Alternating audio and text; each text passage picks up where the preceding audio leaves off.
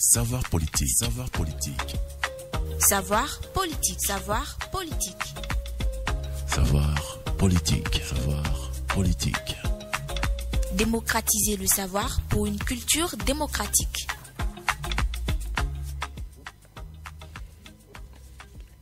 L'élection constitue l'un des éléments du répertoire d'action politique dont disposent les citoyens pour manifester leur participation politique.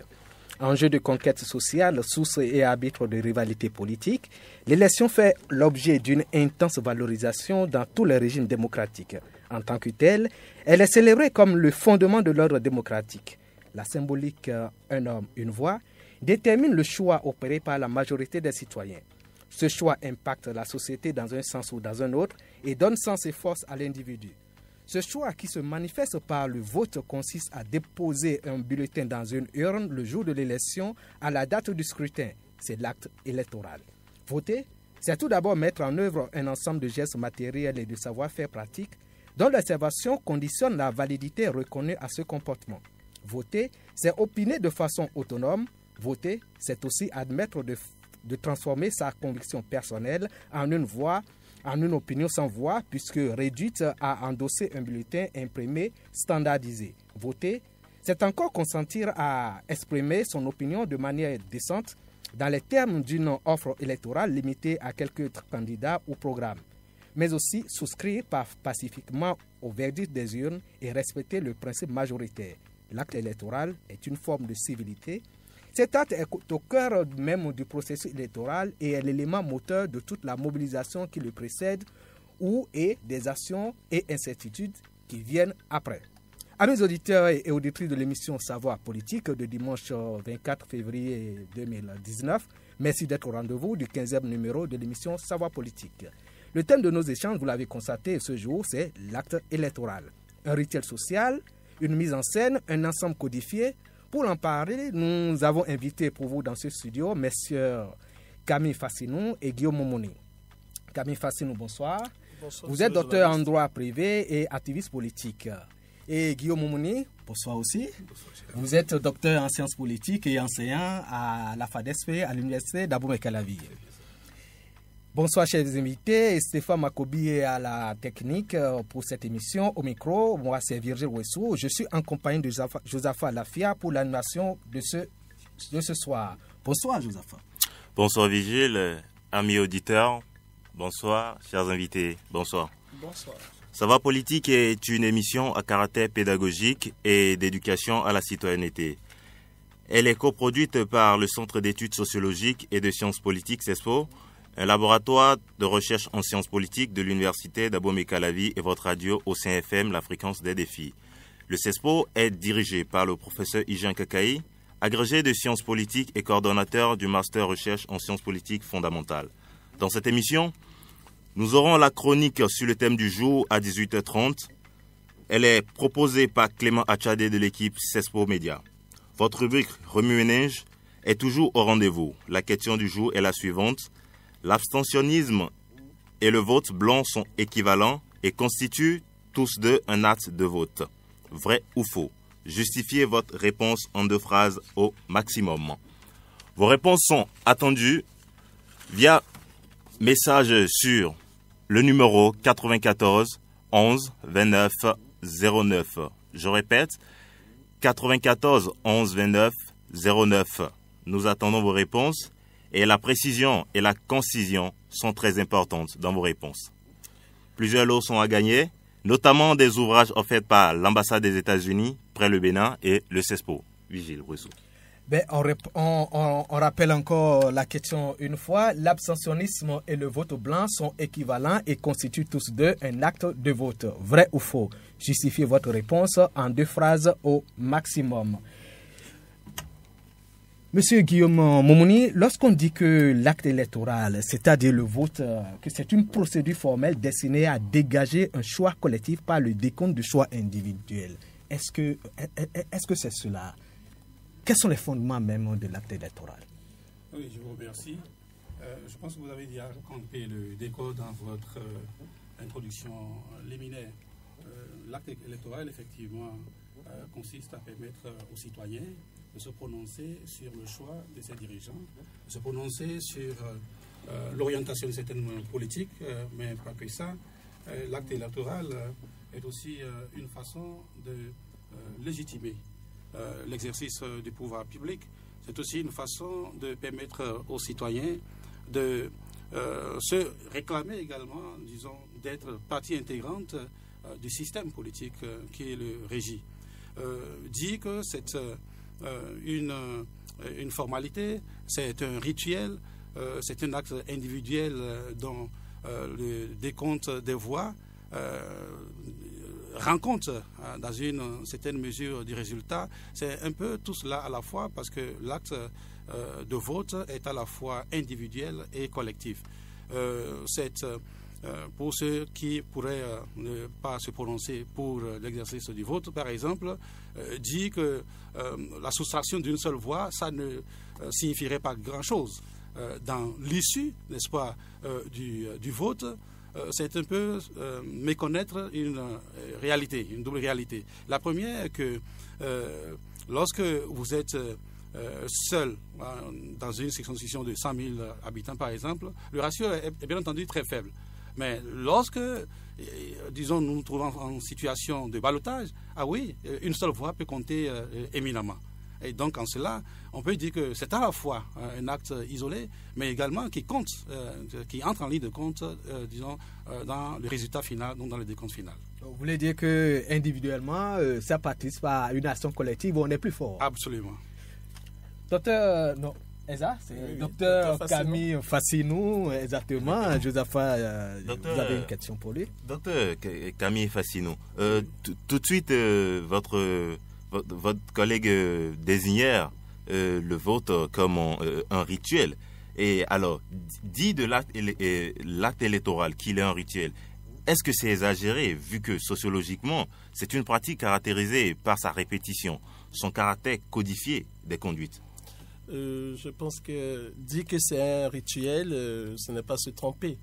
Parce que le vote exige tout un processus qui appelle une répétition chaque fois, qui doit se succéder avant que le citoyen ne s'exprime réellement et que cela n'ait valeur dans une démocratie.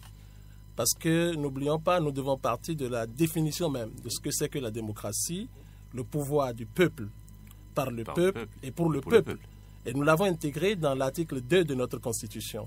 À partir de cet instant, quand on parle du vote, il y a tout un processus qui est chaque fois répété. Donc on peut dire que c'est un rituel qui est en place chaque fois pour donner une légitimité au choix que les citoyens opèrent dans des conditions données. Quand on parle de rituel, oui, mais il y a comme une sorte de sacralité, de sacralisation, si vous voulez, de cet acte qu'on respecte comme un vaudou, si vous voulez.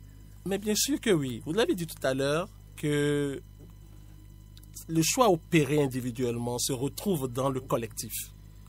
Ça veut dire quoi? Comme vient de le dire tout à l'heure, professeur Momoni, lorsqu'on s'abstient, s'abstenir, c'est choisir. C'est que même si vous vous abstenez, vous donnez une légitimation à celui qui aura la majorité. Or, si entre-temps, vous ne vous abstenez pas et que vous prenez votre décision de voter, vous pouvez influencer le vote, les résultats du vote. D'où le sacre se retrouve à ce niveau. Dr Mouni, vous disiez tout à l'heure que le citoyen, en décidant, en allant voter, en décidant, participe d'une certaine manière, confirme d'une certaine manière son existence au sein de la société politique, sa participation à la chose politique. Est-ce qu'on peut dire que le pouvoir, je prononce déjà le mot, mais est-ce qu'on peut dire que le fait de voter, que c'est un pouvoir dont dispose le citoyen? Bien sûr, c'est l'un des pouvoirs qui sont consacrés et qui sont reconnus aux citoyens par la Constitution de notre pays. Pour le cas d'espèce, je pense que l'article 4 de notre Constitution subordonne, n'est-ce pas, l'exercice de la souveraineté populaire à l'exercice du vote, ou par voie référendaire. L'article 4 de notre Constitution est assez formel là-dessus. Donc, c'est un droit qui est dévolu, c'est un pouvoir qui est reconnu aux citoyens, donc qui l'exerce nécessairement pleinement en allant voter. Donc, ne pas le faire, c'est, comme l'a dit mon collègue, c'est se soustraire donc, ou s'astreindre au choix des autres et donc subir la volonté des autres tout simplement. Car voter, c'est nécessairement à la fois, disons, un droit, même si quelque part, c'est également un devoir. D'accord. Docteur Camille Fassinou, la question que j'ai bien envie de vous poser là tout de suite, c'est est-ce qu'on peut dire, alors que le vote est un instrument de légitimation, c'est-à-dire une légitimation de son propre pouvoir, de contrôle du gouvernant en tant que gouverné, une légitimation des gouvernants, de leur autorité, une légitimation des politiques des gouvernants? Je crois que oui, parce qu'une légitimation, d'abord, parce que c'est un droit qui est reconnu à chaque citoyen. Et lorsque le citoyen s'exprime, ça veut dire qu'on lui reconnaît la légitimation de ce droit. Par ce droit, l'expression même de ce citoyen à travers l'acte du vote permet de légitimer par sa décision le choix qui sera opéré à la suite du scrutin en question. C'est-à-dire l'autorité qui est là, la personne même de l'autorité qui est là. Il participe à la délégation du pouvoir. À quelqu'un. À quelqu'un. Mais au-delà, mais il confirme, il légitime aussi sa politique, ses décisions en quelque sorte, n'est-ce pas? Ah oui. Il légitime sa décision parce que lorsque nous allons à une élection, il y a un choix à opérer entre deux choses, ou deux systèmes, deux idéologies, et il doit prendre part à une idéologie. Et l'idéologie qui va recueillir la majorité, eh bien, c'est ça qui va dominer. D'où il est légitime, quelque part. Il donne sa caution à une partie, quitte à ce que la partie à laquelle il aurait donné sa caution puisse avoir la majorité ou pas. D'accord. Docteur Guillaume Moumouni, vous l'avez dit tout à l'heure, l'acte électoral, c'est-à-dire voter, c'est un droit, mais c'est en même temps un devoir. Mais on dit c'est obligatoire. Et la loi dit c'est obligatoire. Comment un droit peut-il être encore une obligation? Oui, un droit parce que un pouvoir conféré aux citoyens. Un devoir parce que l'article 33 de notre Constitution demande aux citoyens de remplir leurs obligations civiques. Parce que sans respect de ces droits civiques, il n'y a pas de droit du tout. Il n'y a pas de droit sans devoir, n'est-ce pas? Disons, le droit et le devoir sont les deux faces de la même pièce. Et justement, si le constituant, le législateur, ne rendait pas le droit de vote obligatoire, cela pourrait amener, cela impliquerait une dimension optionnelle. C'est vrai que l'obligation qui est faite aux citoyens d'exercer son droit ne s'accompagne pas forcément de mesures, disons, de mesures d'exception, de mesures punitives, comme dans certains pays. Dans les pays latino-américains, par exemple, le droit de vote qui est obligatoire, il est constaté, n'est-ce pas, par les agents de police judiciaire et donc les sanctions, un peu comme nous l'avons connu sous la Révolution. Donc les sanctions sont nécessairement prononcées à l'encontre des citoyens qui se seraient dévoyés vis-à-vis de ce devoir qui leur est fait par, disons, les textes législatifs en vigueur. Docteur Camille Fassinou, oui, on maîtrise ça maintenant. Docteur Camille Fassinou, dit, Docteur Mouni vient de le dire, c'est une obligation, ailleurs c'est sanctionné et une obligation doit être, le non-respect d'une obligation doit être sanctionné. Mais dans le droit béninois, ce n'est pas le cas. Est-ce que c'est une insuffisance du code électoral ou du droit béninois? Bon, je pense que ce n'est pas une insuffisance. Mais bon, on se retrouve dans le système, on se dit aussi que l'abstention c'est un choix. Ne pas vouloir y aller, c'est un choix. Mais de toutes les façons, on sera lié par la décision qui sera issue. Mais docteur Fassinou, cette obligation ne dénie-t-il pas aux citoyens sa liberté individuelle d'agir ou de ne pas agir et sa responsabilité morale? En réalité, non. Dans un État, écoute, c'est constitué des citoyens et on doit témoigner de sa citoyenneté vis-à-vis de l'État. D'accord? C'est un devoir que nous avons vis-à-vis de notre État de participer, de critiquer la gestion parce que le bien-être commun exige que chacun puisse se prononcer sur ce qui ne va pas, sur ce qui doit être pour que nous soyons tout le monde dans un pays pour amorcer vraiment véritablement le développement ensemble. Donc à partir de cet instant, obliger quelqu'un à se prononcer sur le devenir de notre pays, eh bien ce n'est pas encore une insuffisance. En quelque sorte, non. Mais obliger les citoyens à aller voter. Vous l'avez dit, mais ce n'est pas dénier à quelqu'un son droit de choisir d'agir.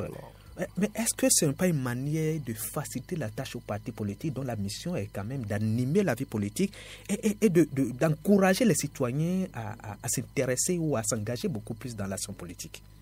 Je crois que oui. Parce que il revient dans une démocratie aux partis politiques qui ont des idéologies différentes d'aller vers les citoyens, de travailler et d'expliquer le bien fondé de leur idéologie à ces citoyens-là, pour que ces citoyens, à un moment donné, puissent véritablement faire l'option entre les choix, entre les propositions de ces différentes parties.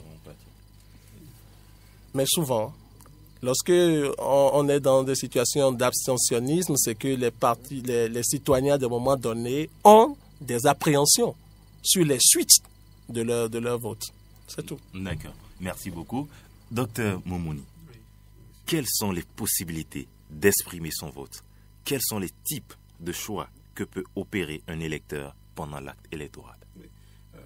Cette question, je pense que c'est important de la rattacher à celle précédente qui nous a amené en quelque sorte à questionner la validité de l'obligation qui est faite aux citoyens d'aller voter. Parce que quelque part, si le législateur n'a pas accompagné cette disposition de mesures coercitives, c'est parce que justement il intègre le fait que ne pas voter constitue également un choix. Donc le premier choix de vote, l'abstention.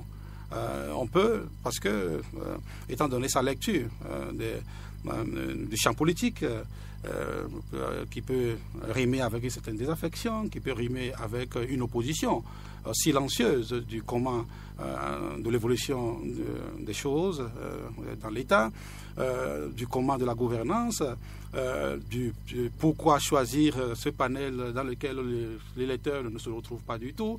Et donc, d'une manière ou d'une autre, ce dernier peut choisir donc, de ne pas se prononcer du tout et donc de laisser libre cours à l'interprétation de ce que soit il a fait parce que il n'a pas une lecture scientifique, il n'a pas les moyens donc de distinguer les projets qui sont proposés par tel ou tel candidat, de distinguer d'entre tel ou tel candidat et donc qu'il n'est pas en mesure, parce que délaissé par le système politique, donc de se prononcer sur le comment de son évolution, jusqu'à ce qu'il ait la possibilité d'être intégré. Ou carrément qu'il a fait peut-être en connaissance de cause, hein, comme je l'ai signifié tout à l'heure. Et donc, ce premier choix, qui est l'abstention, est un choix. Le second choix consiste donc à se prononcer ouvertement hein, pour tel, et selon la nature, n'est-ce pas, du scrutin, pour tel ou tel candidat ou telle liste.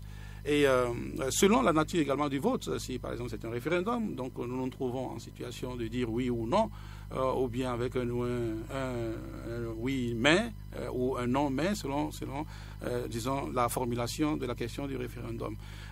Donc grosso modo, selon la nature du scrutin, l'électeur est appelé soit à ne pas se prononcer du tout, et vous avez dit soit il vote nul, ou il ne se déplace pas du tout dans le bureau de vote, soit il y va et il peut choisir délibérément de ne pas voter suivant les consignes légales, les consignes qui peuvent permettre de valider sans scruter toutes choses qui rentrent dans la catégorie donc, du vote nul, où il se prononce suivant les modalités prescrites pour être validé, et soit en faveur de tel ou tel candidat ou de telle ou telle liste. Mais je vais rester avec vous. Et vous avez dit ces possibilités, les possibilités qui s'offrent à un citoyen d'aller aux urnes ou pas. Mais qu'est-ce qui peut déterminer le choix à faire par un citoyen d'aller ou de ne pas aller, et quand il va aux urnes, de choisir un candidat plutôt qu'un autre? Là-dessus, les motivations peuvent être personnelles ou relever un peu de la sociologie, d'une certaine sociologie, je vais dire. Vous voulez parler des déterminants? Les déterminants individuels, lorsque l'électeur trouve son compte, par exemple, dans le projet que propose tel ou tel candidat ou telle liste, espère que un changement, disons, de politique, un changement d'âme au regard des propositions qu'il a en présence, pourrait l'amener à se retrouver complètement et donc à ce qu'il trouve son compte dans le nouveau schéma. Deuxième déterminant, c'est qu'il ne le fait pas forcément par lui-même, étant donné qu'il est le produit d'une certaine société, il est le produit d'une certaine tradition, il est le produit d'une certaine culture. Et donc le comportement électoral de l'individu est le résultat donc, de cette sorte d'interaction continue au sein de son milieu de vie. Et donc, son comportement est le reflet de tout cela. Donc, nous sommes obligés d'intégrer la dimension sociologique, donc de l'acte de voter, et hormis donc la dimension individuelle qui fait appel à la rationalité, c'est-à-dire le choix rationnel de l'individu au regard de ce qu'il attend donc de l'élection ou des candidats pour lesquels il est appelé à se prononcer. Dr Camille Fassinou, au Bénin, il a dit il y a la sociologie qui peut déterminer le vote d'un citoyen, mais au Bénin, comment ça se manifeste? Bon, le plus souvent, comme je l'ai dit tout à l'heure, c'est l'issue du vote qui amène souvent les citoyens à se dire est-ce que le vote est crédible? Pourquoi perdre mon temps pour y aller alors que déjà le choix est opéré depuis le haut? C'est ce qu'ils se disent. Mais en réalité, depuis plusieurs années, on constate que tel n'a jamais été le cas au Bénin. Le résultat des urnes, surtout avec le système d'éthique qui a évolué, eh bien, on ne peut plus aujourd'hui dire qu'on peut manipuler les résultats sortis des urnes. Donc, je crois que les raisons évoquées entre-temps pour ne pas le faire ne sont plus aujourd'hui valables, ne tiennent plus en réalité. Docteur Guillaume Moumouni, on dit au Bénin, on vote le sang. Est-ce que c'est un déterminant du vote? Qu'on l'aime ou qu'on ne l'aime pas, qu'on soit d'accord ou qu'on ne soit pas d'accord avec, c'est un déterminant incontournable dans le vote au Bénin. Donc le vote de sang, le vote ethnique, donc la variable ethnique, je dis au lendemain, disons, de la conférence nationale, a été, disons, le déterminant le plus important, à mon sens. C'est vrai, il est plus ou moins éclipsé par d'autres, mais il reste un des déterminants importants dans le vote de l'électeur. L'acte électoral se déroule dans un espace. Quand on va voter, il y a un lieu fixe où on va voter. Donc on peut dire que c'est un espace de civilité électorale et on appelle ça souvent bureau de vote. Et qu'est-ce qui détermine le choix de ces espaces? Souvent c'est des espaces publics. Pourquoi on met l'accent sur l'espace public pour le choix d'un bureau de vote? Oui, et même au niveau du choix de l'espace public approprié, il y a des exceptions. Ce ne sont pas tous les espaces publics qui sont qualifiés donc, pour recevoir l'acte de vote. Par exemple, il est dit dans le code électoral, dans la loi 2018-31, je pense à partir des articles 111 et suivants, qu'on ne peut pas organiser un scrutin à la présidence de la République, à l'Assemblée, en tout cas dans les institutions républicaines, de la police républicaine, dans les campements, dans les camps militaires, encore moins dans les ministères, etc. Donc, cette exception affirmée, ce sont les lieux publics plus ou moins anonymes, qui sont considérés comme des espaces publics dont la neutralité dans l'hébergement du scrutin ne fait, disons, de doute au niveau d'aucun candidat ou, disons, ni de ceux qui participent en tant que candidats, ni de ceux qui vérifient la régularité du scrutin, donc les institutions qui sont chargées de confirmer, enfin, disons, de vérifier la régularité. Et pour ça, généralement, on dit que les écoles sont appropriées, les collèges, etc. etc. Pourquoi ? Parce que, comme je viens de le signifier, pour la sincérité, pour la clarté, n'est-ce pas, et on parle du principe d'égalité également, pour que tous les candidats soient assignés à la même enseigne, ce soit un lieu plus ou moins neutre, n'est-ce pas, pour ne pas influencer l'orientation du vote dans telle ou telle direction. Docteur Fassinou, nous allons rester avec vous dans le bureau de vote. Et quelle est la composition et la fonction d'un bureau de vote? Très rapidement. Bon, ça dépend.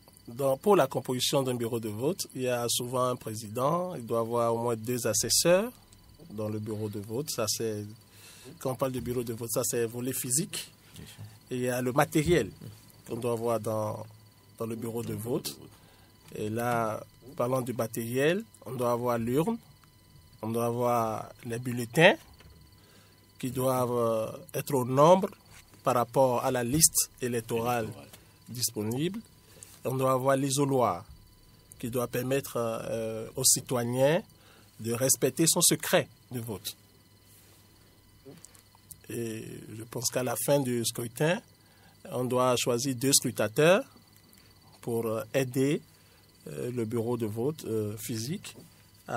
Nous sommes déjà après l'acte électoral, après le vote. Nous sommes déjà après le vote. Oui. On va y revenir tout à l'heure. Okay. Mais quelle est la valeur symbolique de l'urne? Vous avez parlé tout à l'heure de secret. Oui. C'est vrai, vous avez recours à l'isoloir. Oui. Mais l'urne, quelle est sa valeur symbolique? L'urne, en fait, ça permet de réunir l'ensemble des expressions sans tenir compte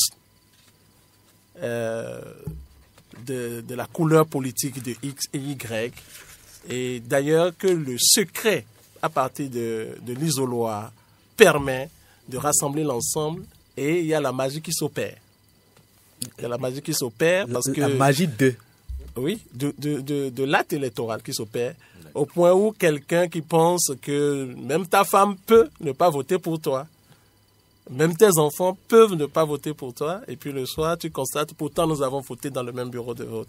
Vous voulez dire que l'une est la symbolique même de la sincérité du vote, de la transparence de l'élection, docteur Momone? Tout à fait, mais avant cela, je voulais peut-être compléter la liste des éléments entrant dans le cadre de l'occasion du scrutin du bureau, parce que c'est une longue liste, mon collègue en a cité quelques-unes.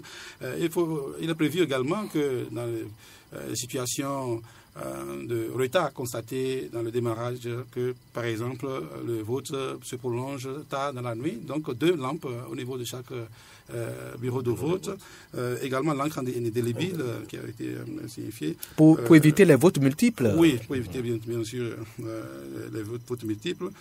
Bien entendu, la liste électorale, elle doit être visée en début même, disons, en début de scrutin. La liste d'émargement, c'est important parce qu'après avoir voté, chaque électeur est supposé donc émarger, effectivement, oui, pour signifier qu'il a fait.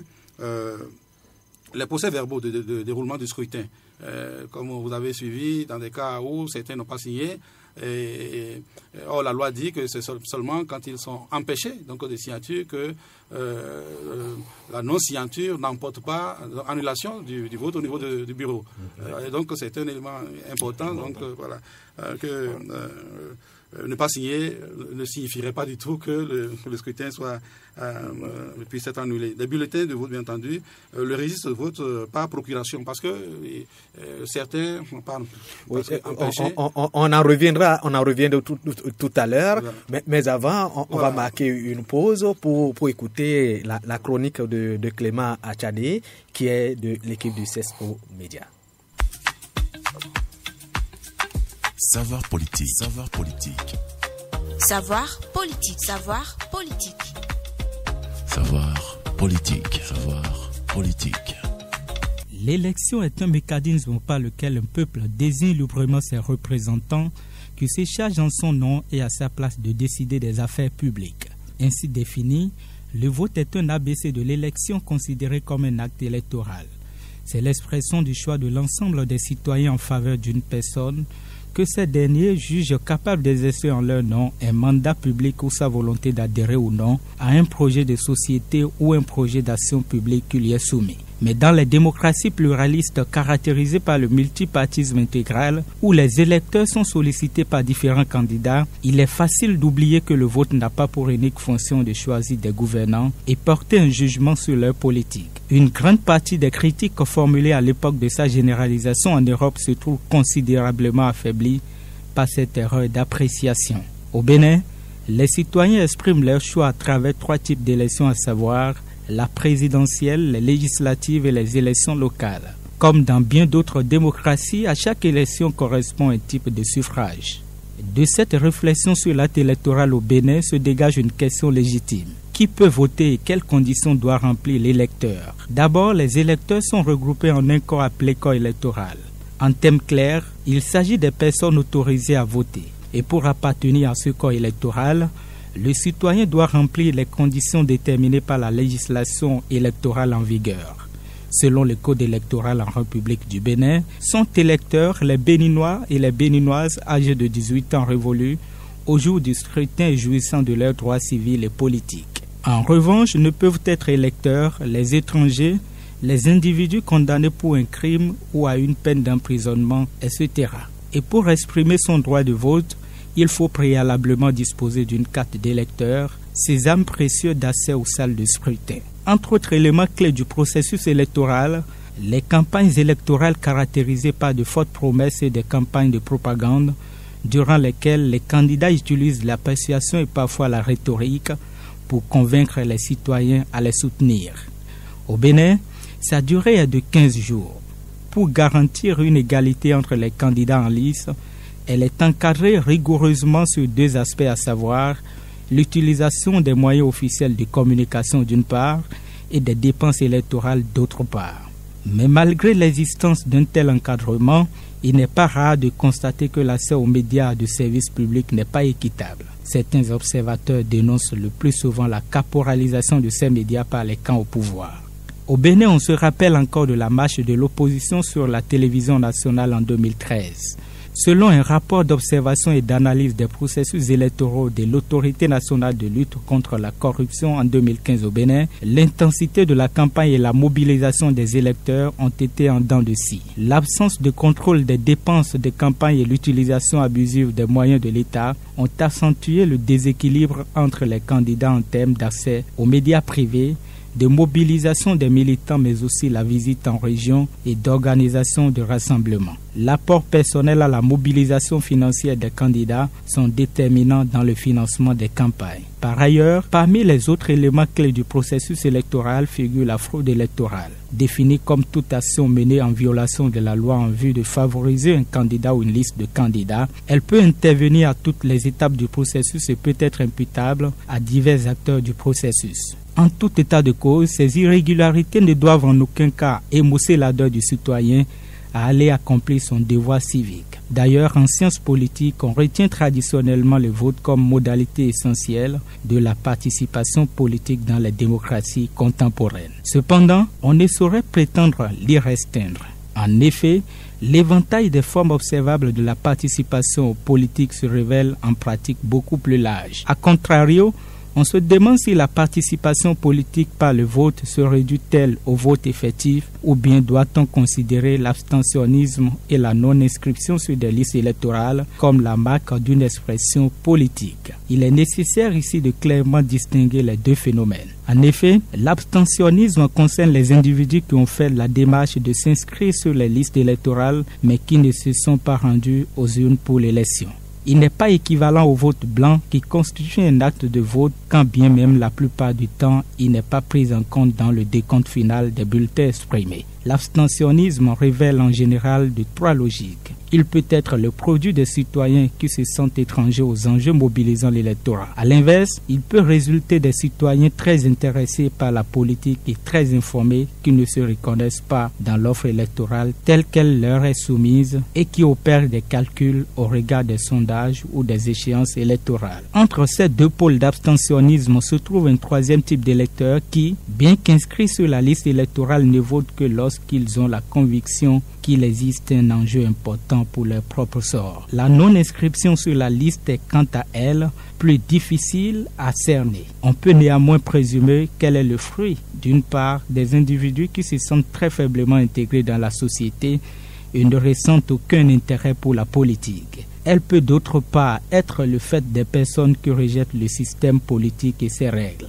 Il s'agit enfin d'individus qui, tout en étant inscrits sur la liste électorale, se révèlent mal esprits. Braconnier et Dormaguen ont ainsi montré qu'une proportion non négligeable de la population était inscrite dans les quartiers et villes dans lesquels elle n'habitait plus. En tout état de cause, l'abstentionnisme comme la non-inscription sur la liste électorale disent quelque chose du rapport que les individus entretiennent avec la politique.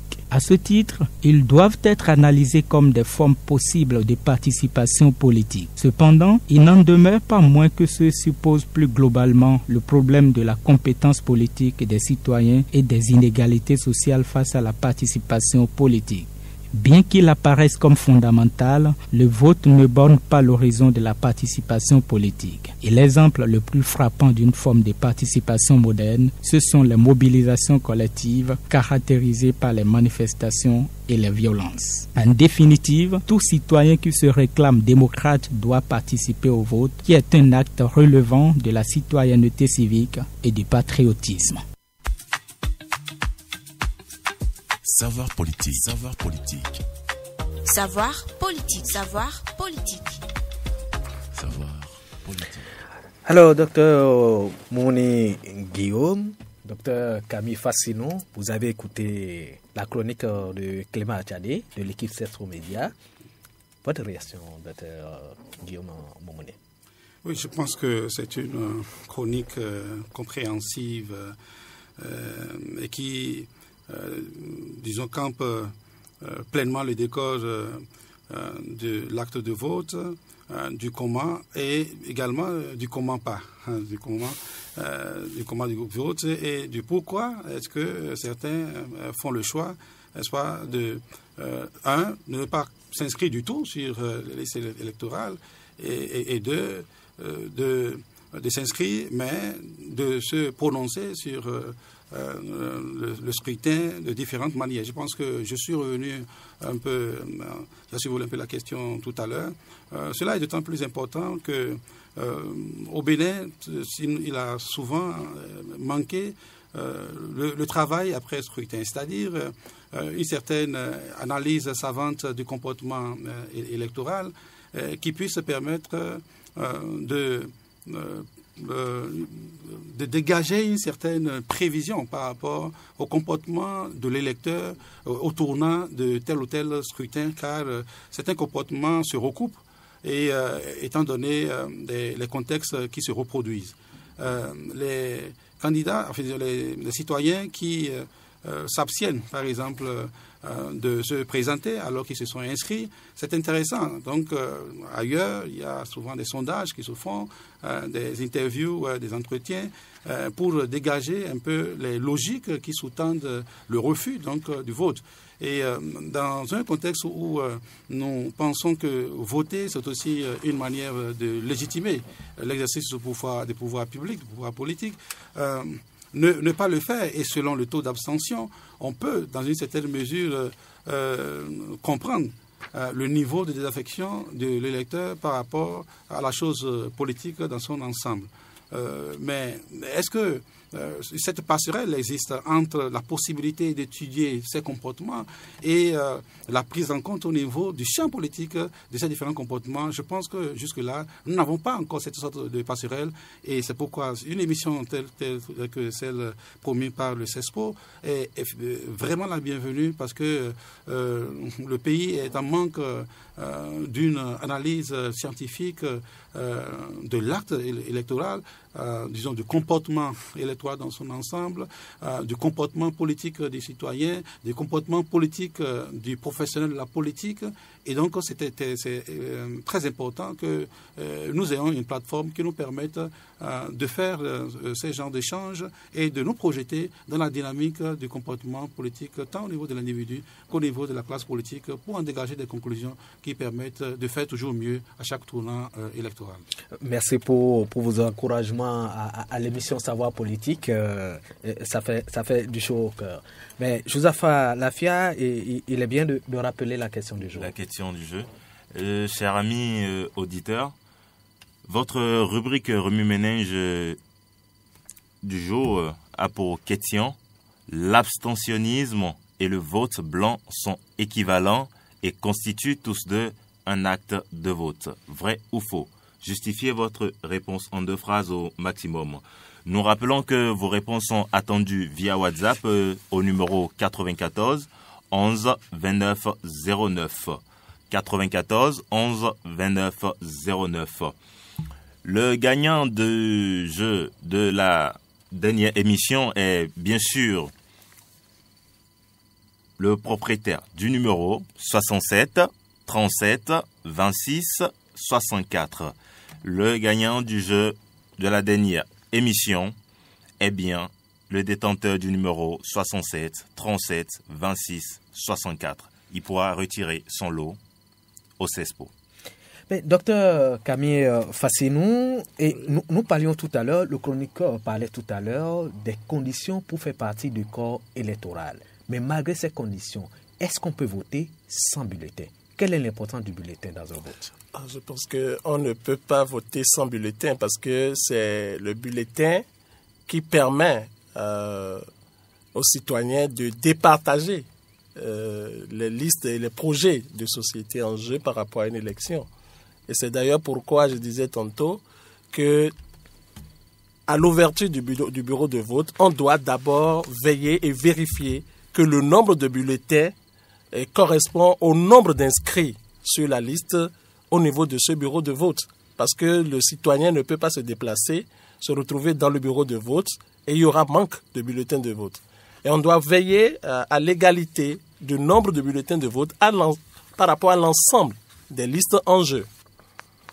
Donc je pense que c'est capital. Sans le bulletin, on ne pourrait jamais dire que nous sommes en train de voter. Ce serait une ruse. D'accord. Docteur Guillaume Momoni, vous avez quelque chose à ajouter? Oui, dans le contexte béninois, ce que mon collègue a dit était tout à fait pertinent.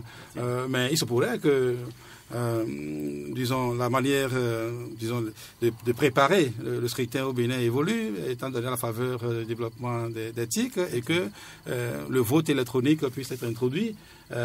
Mais à l'heure actuelle, c'est pas encore le cas, mais il se pourrait que disons, il y a cette possibilité, c'est pour dire que oui, il est possible de voter électroniquement. D'accord. Alors, docteur Moumouni, qu'est-ce que les électeurs peuvent faire et ne doivent pas faire dans un bureau de vote?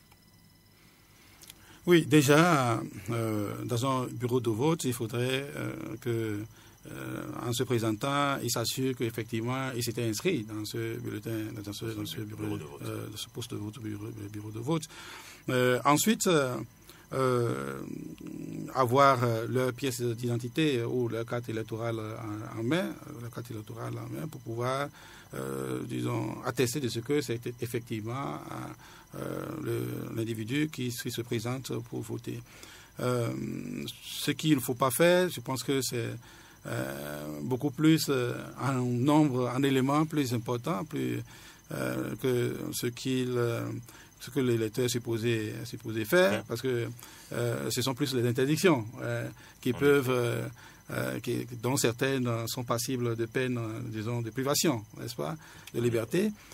D'abord, il ne peut pas aborder, disons, des motifs à l'effigie, disons, des candidats ou des partis ou des listes pour lesquelles il vient voter. Donc, comme ça se passe, avoir sur son habit, son t-shirt, des signes distinctifs, qui puissent les assimiler donc au logo ou disons aux traits distinctifs de ces partis, c'est interdit.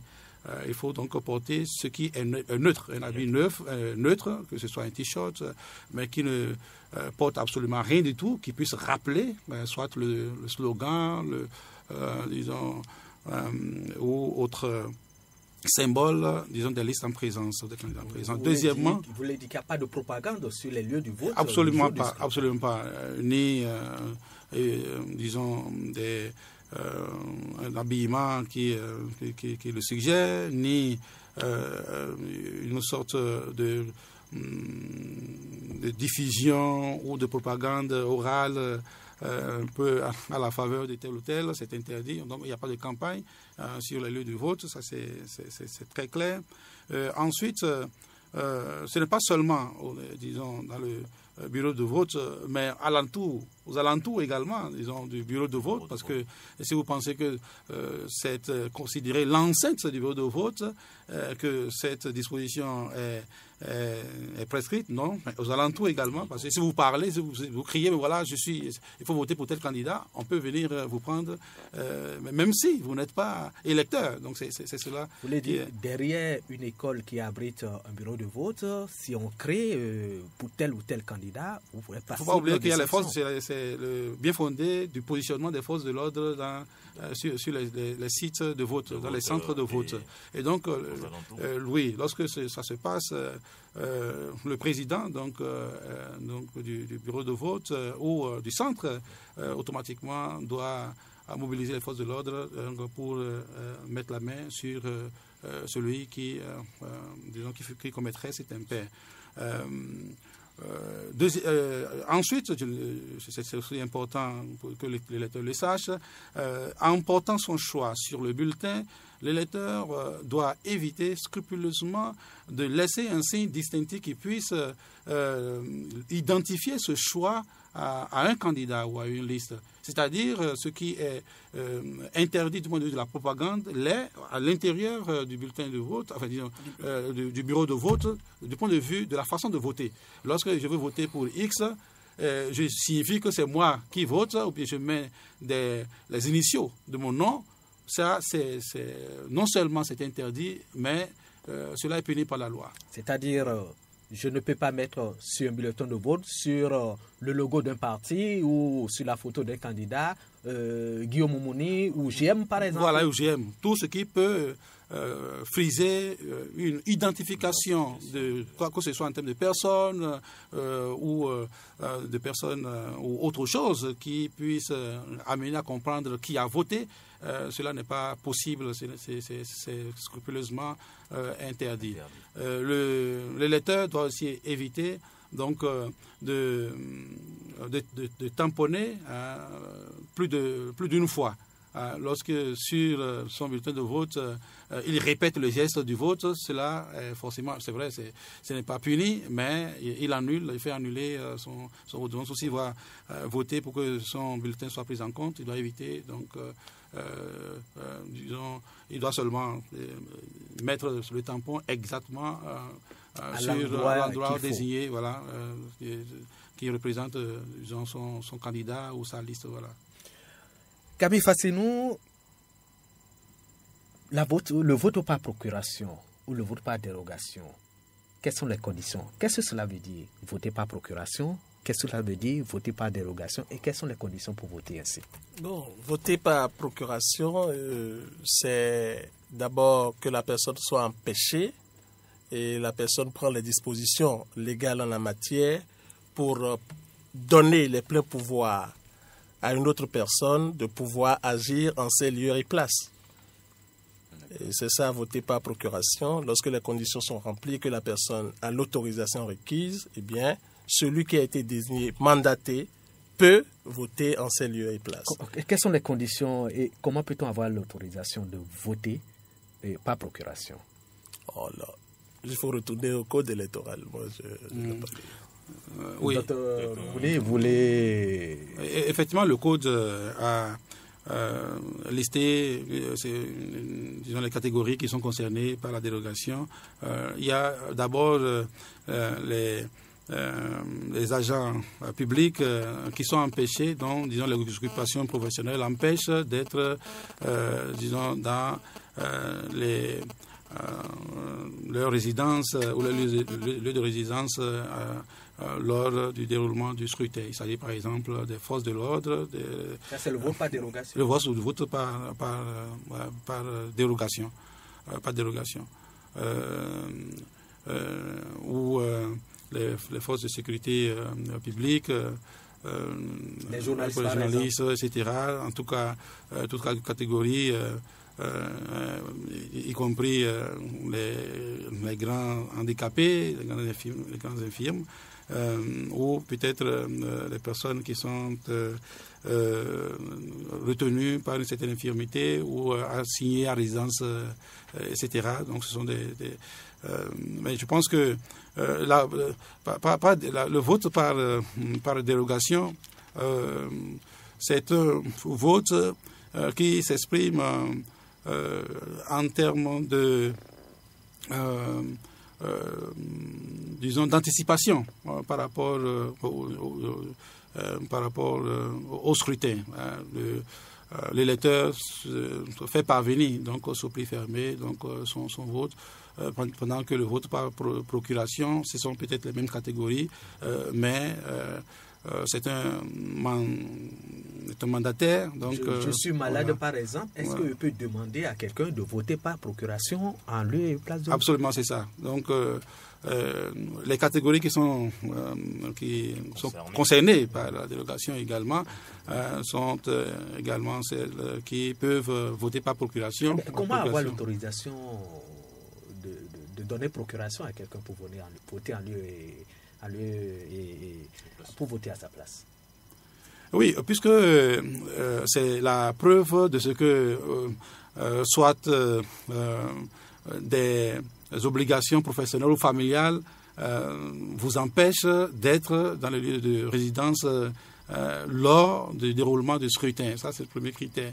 Je pense que c'est lors du dépouillement que on peut distinguer, disons, les bons grains de l'ivraie, parce que le président du poste de vote n'a pas compétence pour rejeter telle ou telle procuration si elle est délivrée dans les disons dans les règles de l'art, si on peut l'exprimer, c'est-à-dire si cela porte la signature et que cela est